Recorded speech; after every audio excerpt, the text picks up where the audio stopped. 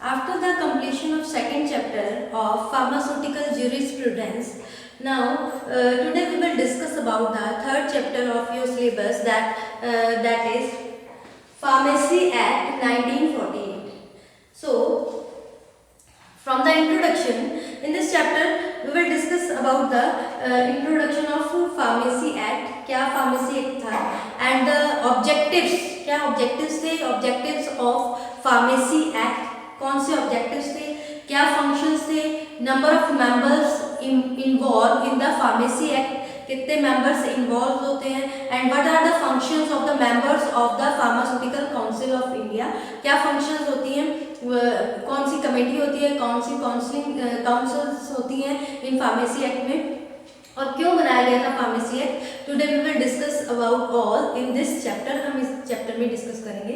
First of all introduction of pharmacy act 1948. अगर हम बात करें इनिशियली फार्मेसी एक्ट 1948 की, तो अगर हम बात करें पुराने टाइम की, 20th सेंचुरी की, तो उस टाइम क्या होता था, जो भी कोई ऐसा लॉ नहीं बना हुआ था, कोई ऐसा रूल नहीं था कि जो भी है ये कोई भी पर्टिकुलर पर्सन है वो दवाई नहीं दे सकता, दवाई की सेल नहीं कर सकता, ऐसा कोई लॉ नहीं था. उस टाइम क्या होता था, कोई भी अगर मान लो वैद्य है, ठीक है, कोई फिजिशियन है, उस टाइम का जो भी फिजिशियन जिसको वैद्य कहा जाता था या फिर औषधिकार कहा जाता था, तो वो क्या करते थे, अगर उनके घर में कोई भी अगर मान लो कोई सर्वेंट भी है, वो भी काम कर रहा है, तो उसको भी उसकी रिगार्डिंग नॉलेज हो जाती थी, तो उसको भी उस प्रोफेशन में, जो एक तरह से फार्मेसी का प्रोफेशन माना जाता है, उसमें इन्वॉल्व कर लिया जाता था कि हाँ भाई अब ये मेडिसिन है, तो ये मेडिसिन वो भी प्रिपेयर करने में हेल्प करता था. ठीक है, तो उसको भी सब लोग एक तरह से औषधिकार या एक तरह से फिजिशियन का कहने लग जाते थे कि हाँ भाई ये भी औषधिकार के साथ रहता है, उसके साथ हेल्प करता है, एक तरह से हेल्पर है, तो ये इसको भी सारी नॉलेज है, तो ये भी औषधिकार हो गया. तो इस तरह से अगर मान लो अगर फिजिशियन उस टाइम का, जिसको औषधिकार कहते थे, जो औषधियों को इकट्ठा करके मेडिसिन बना देता था और ट्रीटमेंट करता था ऑफ डिफरेंट डिजीज, देन वो क्या होता है, अगर वो एब्सेंस है, उसकी एब्सेंस में अगर कोई पेशेंट आ जाता था, तो वही जो उसका सर्वेंट है, जिसको सिखाया है या हेल्पर है या असिस्टेंट है, वो औषधि बनाकर यानी वो ट्रीटमेंट कर देता था, वैसी मेडिसिन प्रिपेयर करके. ठीक है, अब जो पर्सन है जो उसमें इन्वॉल्व है, उन पर्सन को कोई नॉलेज नहीं है regarding the pharmacy, regarding pharmaceutical chemistry. उस टाइम कौन क्या फार्मास्यूटिकल केमिस्ट्री पढ़ता था, या उस टाइम कौन फार्माकोलॉजी पढ़ता था, बस उस टाइम बस फार्मेसी प्रोफेशन में एंगेज हो जाते थे सारे. अगर मान लो कोई इस तरह से मेडिसिन की मैन्युफैक्चरिंग करता था, कंपाउंडिंग डिस्पेंसिंग करता था, जो उसके हेल्पर्स होते थे वो भी उसके साथ ही एंगेज हो जाते थे, जिसके कारण क्या हुआ, the quality of service provided by the such process, जो क्वालिटी थी और जो सर्विस थी इस प्रोसेस के कारण वो बहुत ही खराब थी. क्यों? क्योंकि उस टाइम कोई भी ऐसा कोई करिकुलम नहीं था कि हाँ भाई ये फार्मेसी करके या कहीं से सीख के आया है. ठीक है, कोई एकेडमिक्स नहीं होता था, ठीक है, कि किसी ने कोई कोर्स किया है औषधि बनाने का या फिर मेडिसिन बनाने का कोर्स किया है. ठीक है, कोई प्रैक्टिकल ट्रेनिंग ली है, ऐसा कुछ भी नहीं था, जिसके कारण क्या होता गया, अब जो डिजीज थी वो जैसे वर्ल्ड वॉर के बाद अलग अलग तरह की डिजीज आने लग गई, तो उसमें क्या हो गया, अगर सिंपल सर्दी खांसी जुकाम है तो वो ठीक है, वो उससे ठीक हो जाता था, लेकिन अगर जो इस तरह की क्रॉनिक डिजीज आने लग गई, उसमें भी इस तरह के पर्सन डील कर रहे हैं जिनको कोई नॉलेज नहीं है about the subjects of pharmacy, और उनको कोई पर्टिकुलर ट्रेनिंग नहीं दी गई इन दवाइयों के रिगार्डिंग, मेडिसिन के रिगार्डिंग कोई ट्रेनिंग नहीं है, कोई उनका कोई कोर्स नहीं है, कोई इनके पास ऐसा सर्टिफिकेट नहीं है. जब ऐसे पर्सन हैंडल कर रहे थे, उसके कारण क्या हुआ, बहुत ज्यादा हार्म इफेक्ट पड़ा है हेल्थ ऑफ द पीपल, बहुत हार्म इफेक्ट पड़ा. क्यों? बहुत सारी डेथ होने लग गई, क्योंकि ट्रीटमेंट नहीं हो रहा था, क्योंकि उनको क्या है, उन्होंने तो बस वो अपना पुराना तरीका, पहले नेचुरल ड्रग्स ही चल रही थी, जब नेचुरोपैथी से नेचुरल ड्रग्स की, क्रूड ड्रग्स के साथ साथ जब कन्वर्जन हुई एलोपैथी ड्रग में, ठीक है, तब उसके बाद जरूरत पड़ी कि हाँ भाई ये जो फार्मेसी प्रोफेशन है इसको रेज किया जाए.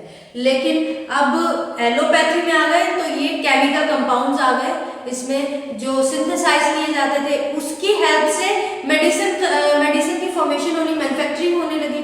ठीक है, तो उस प्रोफेशन में जो लोग आ गए उस प्रोफेशन के लिए। फिर ऐसा नहीं था कि आप किसी को भी, कोई भी पर्सन है वो इन्वॉल्व हो गया फार्मेसी प्रोफेशन में और उसको सब कुछ पता है, वही पर्सन इन्वॉल्व होगा जिसको पूरी नॉलेज है about the pharmacy, about the pharmacology, about the pharmachemistry, इन सब चीजों की नॉलेज है, वही इन्वॉल्व हो सकता है। तो इसके लिए क्या हुआ, क्योंकि जब इतना ज्यादा जब उस तरह से इफेक्ट हो रहा था कि कोई भी पर्सन अपने आप को इस फार्मेसी प्रोफेशन में इन्वॉल्व करके कोई भी डिजीज उसका ट्रीटमेंट कर देते थे, तो उसमें क्वालिटी सफर करती थी, क्योंकि ट्रीटमेंट सही से नहीं हो पा रहा था, बहुत सारे लोगों की डेथ हो गई। ठीक है, अब उनकी डेथ होने के बाद क्या हुआ, तो भाई सरकार ने ये सोचा कि ये तो सिस्टम सही नहीं है, अभी इसमें तो कुछ ना कुछ नियम लागू करना पड़ेगा, कोई रूल बनाना पड़ेगा, नहीं तो अदरवाइज कोई भी किसी भी प्रोफेशन का पर्सन है वो अपने आप को इस प्रोफेशन में इन्वॉल्व कर लेगा। और ये तो हेल्थ केयर सिस्टम है, ये तो हेल्थ केयर सिस्टम के साथ एक तरह से खिलवाड़ हो जाएगा कि कोई भी अपने आप को इसमें इन्वॉल्व कर रहा है।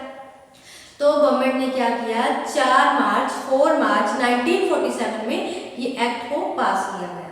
ठीक है, ये एक्ट था फार्मेसी एक्ट, इसको पास किया गया, जिसकी अमेंडमेंट या फिर आप कह सकते हो ये अमेंडमेंट हुई, उसके बाद उसकी इम्प्लीमेंटेशन, ठीक है, पास तो हो गया हुआ है 1947 में, लेकिन उसकी जो इम्प्लीमेंटेशन हुई वो है 1948 में, ये जो एक्ट था उसकी इम्प्लीमेंटेशन हुई। तो ये तो कहानी हो गई एक तरह से कि फार्मेसी एक्ट कैसे बना, कैसे इसकी जरूरत पड़ी, कैसे इसकी रिक्वायरमेंट हुई कि हमें फार्मेसी एक्ट होना चाहिए। ठीक है, अब जब मॉडर्न पर्सपेक्टिव से देखा जाए तो फार्मासिस्ट होते हैं, जो फार्मासिस्ट को एक हेल्थ केयर सिस्टम का बहुत ही असेंशियल, वाइटल और you can say that very important component माना जाता है, फार्मा जो हेल्थ केयर सिस्टम है या फिर हेल्थ केयर टीम है उसका, क्योंकि जो मेडिसिन है वो बहुत ही ज्यादा इंपॉर्टेंट रोल प्ले करती है, बहुत वाइटल रोल प्ले करती है in the treatment of disease. किसी भी पर्टिकुलर डिजीज है उसके ट्रीटमेंट में बहुत ज्यादा इंपॉर्टेंट रोल प्ले करती है। ठीक है, तो अब जो मेडिसिन है उनकी हैंडलिंग करनी, ठीक है, उनकी कंपाउंडिंग करनी, उनकी डिस्पेंसिंग करनी, ठीक है, और उनकी स्टोरेज करनी, वो कौन पर्सन करेगा। तो इस एक्ट के अकॉर्डिंग टू फार्मेसी एक्ट 1948 जो कि गवर्नमेंट ने पास किया था, उसके अकॉर्डिंग जो मेडिसिन हैं, ये मॉडर्न पर्सपेक्टिव के अकॉर्डिंग बता रही हूँ, जो मेडिसिन है उसकी प्रॉपर हैंडलिंग, ठीक है, प्रॉपर उसकी कंपाउंडिंग, प्रॉपर उसकी डिस्पेंसिंग और स्टोरेज वो किसके थ्रू होएगी, by skilled, trained and knowledgeable person, और that skilled, trained and knowledgeable person is called as pharmacist. उसको फार्मासिस्ट कहते हैं क्योंकि उनके पास पूरी नॉलेज होगी, पूरी स्किल होगी, उसकी मैन्युफैक्चरिंग के लिए, उसकी कंपाउंडिंग के लिए, डिस्पेंसिंग के लिए, कैसे उसको हैंडल करना है, कैसे उसकी स्टोरेज करना है, ये किसके काम है, ये फार्मासिस्ट के ही काम है। ठीक है, क्योंकि उसके पास हर तरह की नॉलेज होगी, जो knowledge related to pharmacy field से रिगार्डिंग सारी नॉलेज होगी, तो वही इसको हैंडल करेगा, वही कंपाउंडिंग करेगा, वही डिस्पेंसिंग, वही स्टोरेज करेगा। ठीक है, फिर हम बात करते हैं आगे, जो फार्मेसी है, ठीक है, इसका जो मेन काम है पब्लिक हेल्थ केयर की सेफ्टी को ध्यान रखना। ठीक है, अब वो जो सेफ्टी है वो कैसे ध्यान में रखेगा, तो इसके लिए कुछ राइट्स बनाए गए हैं रिलेटेड टू मेडिकामेंट्स, उसके लिए राइट्स बनाए गए हैं। ऐसा नहीं कि हाँ भाई लिटरेट पर्सन है तो कोई भी, किसी ने कोई सीए की डिग्री कर रखी है या कुछ भी कोई और डिग्री कर रखी है, वो सोचेगा भी मेरे को तो नॉलेज है थोड़ी बहुत, उसने ड्रग्स पढ़ी और उसने कहा कि मैं भी इसमें इन्वॉल्व हो जाऊंगा, ऐसा नहीं है। तो इसके लिए भी हर चीज का राइट बनाया गया, एक लॉ बनाया गया, ठीक है, कि एक फार्मेसी प्रोफेशन में किस तरह के जो लोग हैं वो इसमें इन्वॉल्व होंगे। अब हम बात करते हैं, ये तो हो गया हमारा general introduction regarding the pharmacy act 1948, भी एक 1948 फार्मेसी एक्ट की क्यों जरूरत पड़ी, कैसे वो इंट्रोड्यूस हुआ। अब हम कहते हैं कि इंट्रोड्यूस तो हो गया, अब उसके ऑब्जेक्टिव्स क्या है, क्यों जरूरत पड़ी इसकी फार्मेसी एक्ट, ऑब्जेक्टिव्स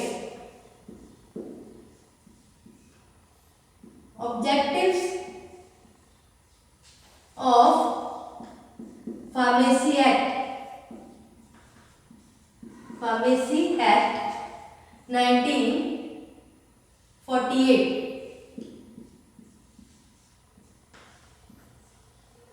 ठीक है, इसके ऑब्जेक्टिव्स, वैसे तो आपको इंट्रोडक्शन में ही पता चल गया होगा कि इसके ऑब्जेक्टिव्स क्या हो सकते हैं, इसकी जरूरत क्यों पड़ी। फिर भी हम बात करते हैं। फर्स्ट ऑब्जेक्टिव है for regulating the practice of pharmacy in India. Regulating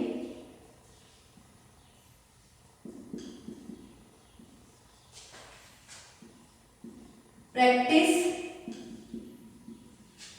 of pharmacy in India। ठीक है, रेगुलेट करना। प्रैक्टिस ऑफ फार्मेसी की बात करें तो फार्मेसी की प्रैक्टिस में क्या आ जाता है, सारी activities that are related to pharmacy, जो फार्मेसी से रिलेटेड होती हैं, जैसे कंपाउंडिंग करना, डिस्पेंसिंग करना, हैंडलिंग करना, स्टोरेज करना, सेल करना, डिस्ट्रीब्यूशन करना, ये सब किस में आ जाती है, फार्मेसी के प्रैक्टिस में आ जाती है। अब जो प्रैक्टिस है उसको रेगुलेट करना, मेंटेन करके रखना, ऐसा नहीं कि हर कोई फार्मेसी में इन्वॉल्व होता रहे। ठीक है, उसके बाद regulate the to provide uniform education and training. Next objective, to provide uniform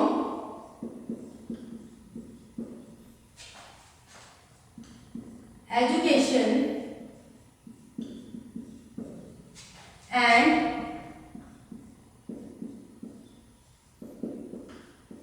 training। ठीक है, अब ऐसा नहीं प्रोफेशन हर कोई इसको कैरी ऑन कर सकता है, इसके लिए एक एजुकेशन सिस्टम बना कि उसकी नॉलेज होनी चाहिए, उसकी नॉलेज को एनहांस करने के लिए, फार्मेसी की नॉलेज को एनहांस करने के लिए इसकी प्रॉपर एजुकेशन होनी चाहिए, ट्रेनिंग होनी चाहिए इन द कंट्री। एक तरह से यूनिफॉर्म लेवल पे एजुकेशन होनी चाहिए और ट्रेनिंग होनी चाहिए। उसके लिए क्या किया गया, अलग अलग कोर्सेज बनाए गए। ठीक है, इसी से रिलेटेड ट्रेनिंग पीरियड रखा गया, भी इतने टाइम का ट्रेनिंग पीरियड होना चाहिए।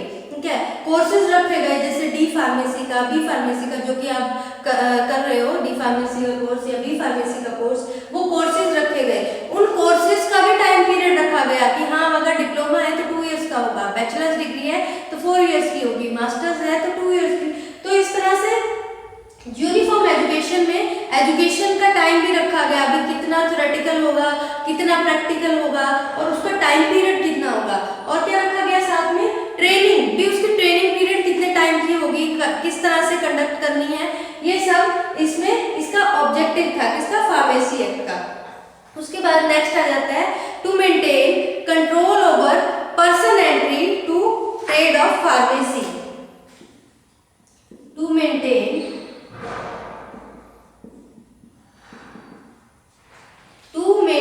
control over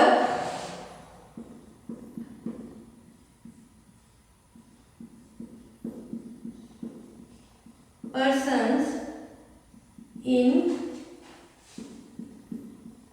profession of pharmacy। ठीक है, अब और क्या ऑब्जेक्टिव था, अब देखो हर कोई सोचता था अभी हाँ भाई चलो हम पढ़े लिखे हैं, ऐसा नहीं कि किसी के पास सीए की क्वालिफिकेशन है, किसी ने बीए कर रखी है, तो वो सब अपने आप को सोचेंगे कि हम तो लिटरेट है, हम थोड़ा बहुत पढ़ लेंगे, ड्रग्स के नाम याद कर लेंगे और हम इसमें इन्वॉल्व हो जाते हैं। जैसे बहुत से ऐसे होते हैं मेडिकल स्टोर वाले कि कम वेजेस पे, कम सैलरी पे जो भी किसी को अगर रिक्वायरमेंट है तो उसको रख लेते हैं कि हाँ भाई आप आ जाओ। या फिर जो प्री फार्मासिस्ट होते हैं जिनकी ट्रेनिंग कंप्लीट नहीं हुई होती, ठीक है, अभी एजुकेशन या ट्रेनिंग कंप्लीट नहीं हुई होती, तो उनको रख लेते हैं अपनी शॉप पे। ठीक है, तो इसको मेंटेन करने के लिए कि हर कोई पर्सन इस प्रोफेशन में अपने आप ऐसे ही इन्वॉल्व ना हो, तो इसके रिगार्डिंग एक लॉ बनाया गया, एक एक्ट बनाया गया। ठीक है, तो इसमें मेंटेन करने के लिए ये मेन ऑब्जेक्टिव है इसका कि to maintain control over persons in the profession of health, in the profession of pharmacy. क्योंकि जो फार्मेसी है आपको बताया गया है कि फार्मेसी एक तरह से हेल्थ केयर सिस्टम से रिलेटेड है, तो इसमें ऐसा नहीं कि आप कोई भी ऐसे शॉप खोल लोगे कि कोई किराने की दुकान है या कोई गारमेंट की शॉप है तो आपको कोई रिक्वायरमेंट नहीं है किसी लाइसेंस की या किसी चीज़ की, ऐसा कुछ नहीं है। हर पर्सन इसमें ऐसे ही इन्वॉल्व नहीं हो सकता, उसके लिए उसको प्रॉपर एजुकेशन लेनी पड़ेगी, प्रॉपर ट्रेनिंग लेनी पड़ेगी, उनके प्रॉपर नॉलेज होनी चाहिए, तभी वो इस प्रोफेशन में इन्वॉल्व हो सकता है। ठीक है, और क्या है, to protect the public health. Main objective किस लिए था, टू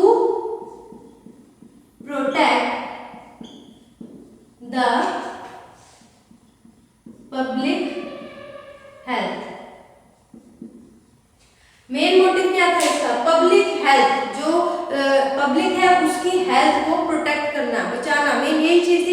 क्योंकि पहले टाइम में क्या होता था, ठीक है, इसमें जैसे मेडिकल यूज ऑफ ड्रग्स वगैरह इसका यूज करके इस तरह से हम उसको प्रोटेक्ट कर सके। पहले कोई भी जो वैद्य होते थे इस तरह से उनको कुछ फर्क नहीं पड़ता था, ठीक है, अगर दवाई से मेडिसिन से ठीक हो गया, जो औषधि दी है, ठीक है, नहीं तो अदरवाइज कुछ नहीं, ठीक है। इसी के कारण ये चीज मेंटेन करने के लिए, जो पब्लिक हेल्थ है उसको मेंटेन करने के लिए, उनको बचाने के लिए, ऐसा ना हो कि वो कुछ भी मेडिसिन, कोई भी पर्सन अगर इस तरह से उसकी कंपाउंडिंग डिस्पेंसिंग करेगा तो वो एक तरह से पब्लिक हेल्थ केयर सिस्टम के साथ एक तरह से खिलवाड़ हो जाएगा। तो उसको बचाने के लिए, पब्लिक हेल्थ केयर सिस्टम को, पब्लिक हेल्थ को बचाने के लिए ये एक्ट पास किया गया, ठीक है। अब इस एक्ट में क्या होता है कि ऐसा नहीं कि हर कोई जो एजुकेशन है ट्रेनिंग ले ली और हो गया सिस्टम खत्म, ऐसा नहीं।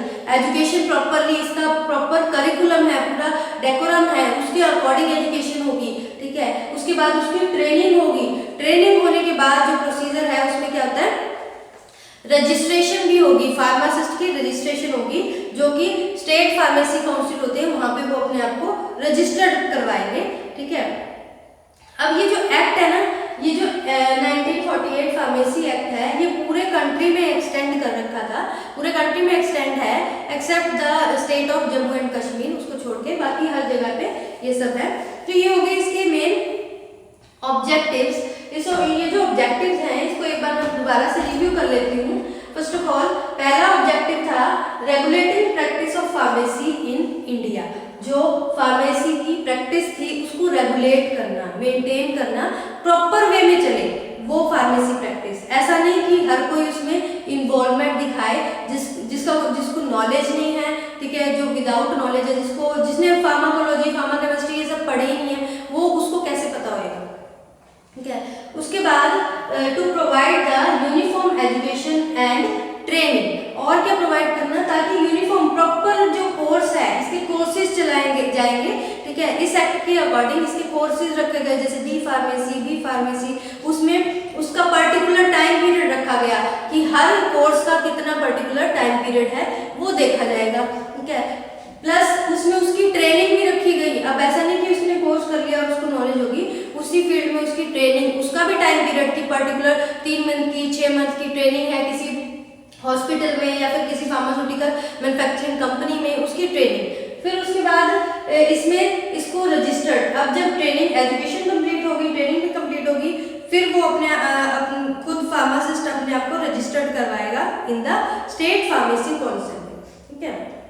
नाउ ही और शी इज एलिजिबल है कि वो अपना मैन्युफैक्चरिंग स्टोर खोल सकता, मैन्युफैक्चरिंग प्लांट खोलना चाहता है या फिर ड्रग स्टोर खोलना चाहता है या कोई भी बिजनेस में इन्वॉल्व करना चाहता है, फार्मेसी प्रोफेशन में किसी भी जॉब में जाना चाहता है, ठीक है, ट्रेड करना चाहता है, वो फार्मेसी प्रोफेशन में कर सकता है, ठीक है।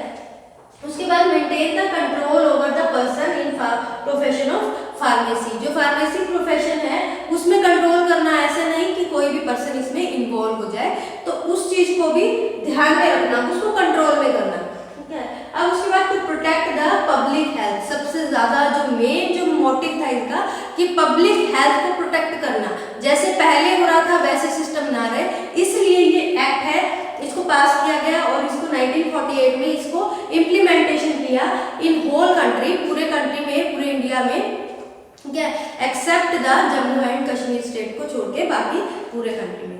उसके बाद इसकी कुछ डेफिनेशन आ जाती है, ठीक है। उस डेफिनेशन में क्या आता है, जैसे वो डेफिनेशन इस चैप्टर से ही रिलेटेड है, तो वो डेफिनेशन हम करेंगे नेक्स्ट लेक्चर में, कवर करेंगे। अभी तक के लिए इतना ही, इंट्रोडक्शन की है और इसके ऑब्जेक्टिव्स किए हैं कि क्या ऑब्जेक्टिव, क्या एम था, क्यों इसकी जरूरत पड़ी फार्मेसी एक्ट 1948 की, ठीक है। तो ये हमारा फर्स्ट लेक्चर था रिगार्डिंग फार्मेसी एक्ट 1948।